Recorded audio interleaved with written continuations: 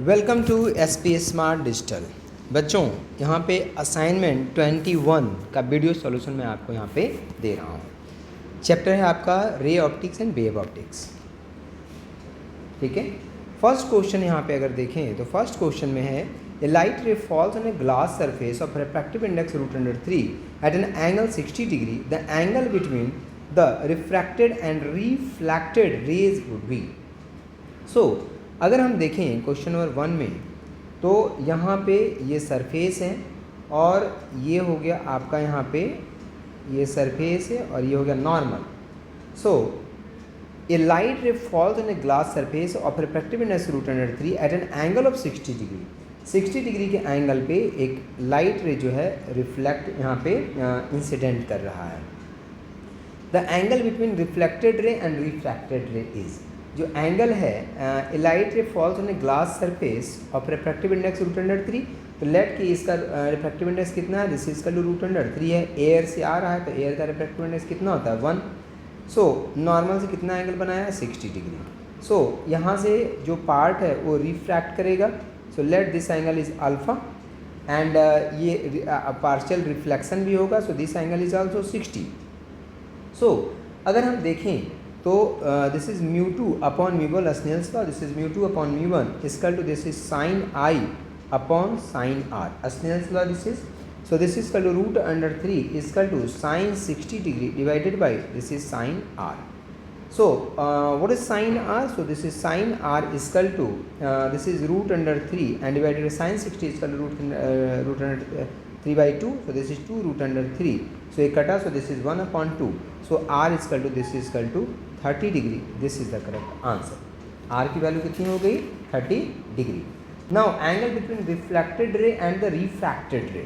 तो angle between the reflected ray, ये हो गया रिफ्लेक्टेड रे और ये हो गया रिफ्रैक्टेड रे, तो इसके बीच का एंगल कितना हो जाएगा? तो अल्फा हो गया 30 और ये हो गया 60 और टोटल जो एंगल बनेगा यहाँ पे, सो 180 बन रहा था, तो 180 minus 90, so this is equal to 90 degree is the correct answer. ये जो एंगल है यहाँ पे, क्योंकि ये 30 हो गया नीचे 60 हो गया, टोटल एंगल यहाँ से यहाँ तक कितना है, this is 180। So this angle is, ये जो एंगल है 90 डिग्री आपका यहाँ पे होगा। Now next is question number 2। The frequency of A light wave in a material is 2 × 10⁻14 hertz and wavelength is 5000 angstrom. The refractive index of the material will be. जो refractive index है उसकी value यहाँ पे कितनी हो जाएगी? So we know that frequency is equal to this is n into lambda. So after putting this value, so v is equal to यहाँ से निकल जाएगा, this is 10⁸ metre per second. सब चीज़ें आपको गिवन है। So refractive index is equal to this is c upon v. So this is equal to 3 × 10⁸ divided by 10⁸. So this is equal to 3 is the correct answer. Now next is question number 3.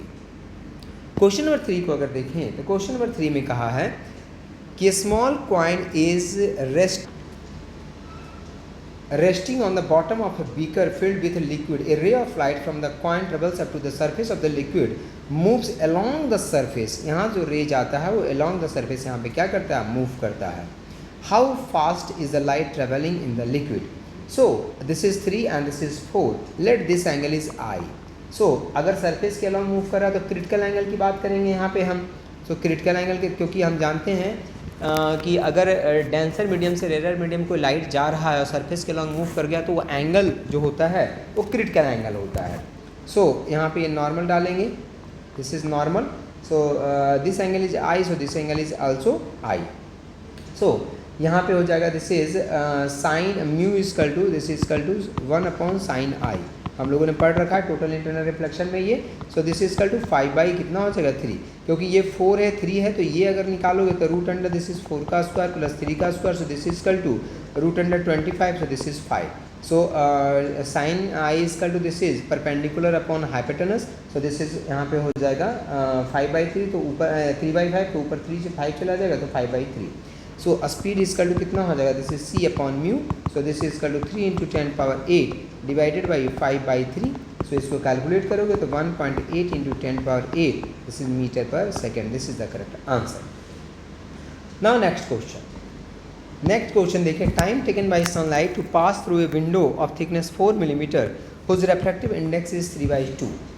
सो जब velocity in glass equal to this is c upon this is mu, so this is equal to 3 into 10 power 8 divided by this is 3 by 2, so this is equal to 2 into 10 power 8, this is meter per second.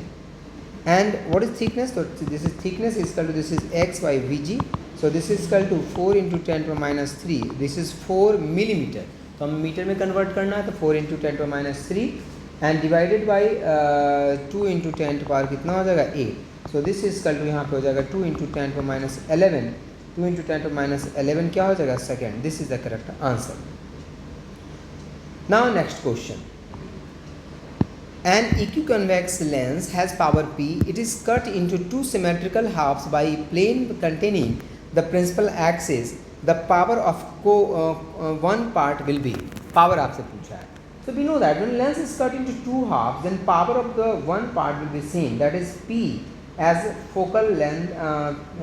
That is P. ठीक है. Focal length remains same. जो focal length होता है वो remains क्या होता है? Same होता है. Equiconvex lens is power P. It is cut into two symmetrical halves by a plane containing the principal. अगर आपने इसको कट किया है दो हाफ में तो इस तरीके से जो दोनों हाफ का जो पावर होगा वो सेम रहेगा. So A part is the correct answer. Now next question. In young double slit experiment, if the separation between coherent sources is half and the distance of the screen from the coherent sources is double, then the fringe width becomes. Fringe width की value जो होगी वो कितना होगी? We know that fringe width this is equal to lambda d upon कितना होता है? D होता है. Here lambda is the wavelength of light from the coherent sources, d is the distance of the screen from the coherent sources, and a small d is the separation between the coherent sources. So now d dash is equal to this is d by 2 and capital D dash is equal to 2 into d. So fringe width, new fringe width this is b dash and b dash is equal to lambda into 2d divided by this is d by 2. So this is equal to 4 lambda d upon कितना हो जाएगा d, and so beta dash is equal to 4 times of beta. This is the correct answer. Now next question. Next question is, two slits in Young experiment have a width of ratio 1:2. The ratio of intensity at the maximum and minimum at the interference pattern I maximum upon I minimum is. So the ratio of slit width is equal to, slit width का ratio given है, this is equal to 1/25. So what is I1 upon I2? So this is I1 upon I2 is equal to this is 25:1 हो गया. And we know that कि intensity is directly proportional to amplitude का square.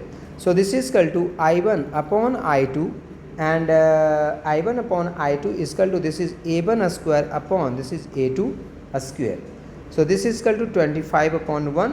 So this is equal to A1 upon A2 and this is equal to 5 upon कितना हो गया 1.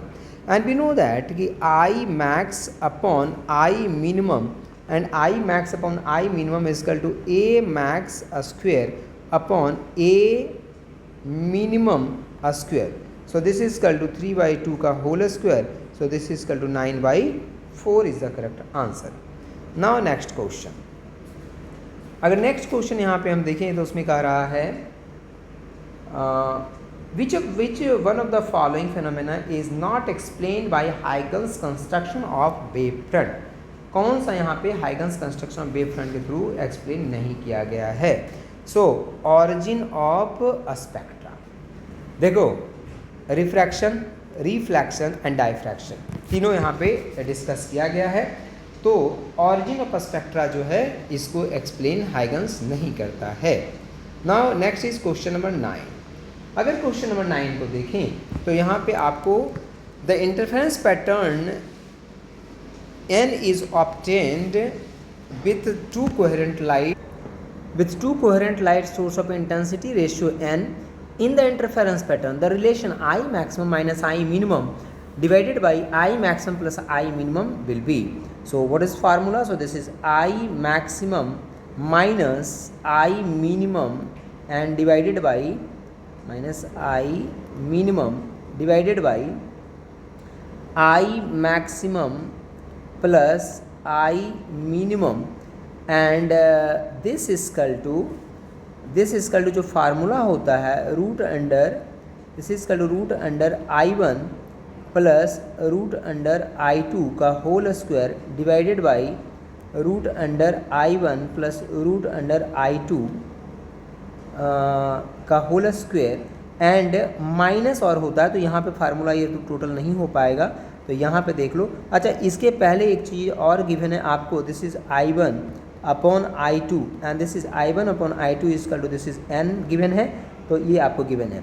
Now देखिए, तो I maximum minus I minimum divided by I maximum plus I minimum and this is equal to formula होता है root under I1 plus root under I2 का whole square minus root under I1 minus root under I2 का whole square divided by root under I1 plus root under I2 का whole square and plus root under I1 minus root under I2 का whole square.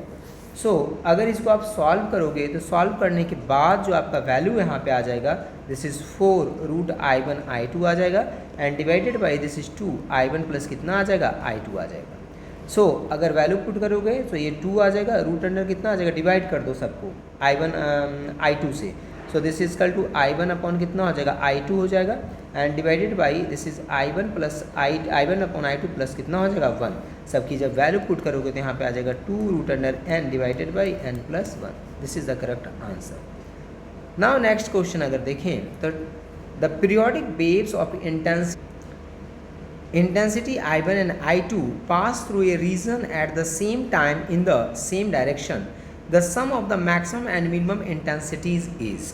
So this is equal to we know that next question is, we know that I and I is equal to this is I1 plus I2 and plus 2 root under I1 I2 into cos of phi. So resultant intensity is maximum. Resultant intensity maximum कब होगा, जब cos phi की value, जब cos phi की value कितनी हो जाए, this is -1 हो जाए। सो रिजल्टेंट इंटेंसिटी मिनिमम कब हो जाएगा, जब cos phi की वैल्यू कितनी हो जाए, रिजल्टेंट इंटेंसिटी मैक्सिमम होगा I मैक्स, ये जो वैल्यू है तुम्हारा यहाँ पे, this is equal to cos phi is equal to +1, sorry cos phi is equal to अगर +1 होगा तो मैक्सिमम होगा, और मैक्सिमम वैल्यू कितनी हो जाएगा, I मैक्स, और I max is equal to हो जाएगा I1 plus I2 plus 2 root under I1 I2, ठीक है। और cos phi अगर -1 होगा तो I मिनिमम कितना हो जाएगा, so this is equal to I1 plus I2 minus 2 root under I1 I2 हो जाएगा, ठीक है। So therefore the sum of the maximum and minimum intensity, so this is equal to I max and plus I minimum and this is equal to कितना हो जाएगा, तो add कर दो दोनों का, तो क्या बचेगा 2, दिस इज I1 प्लस कितना हो जाएगा I2। So this is the correct answer.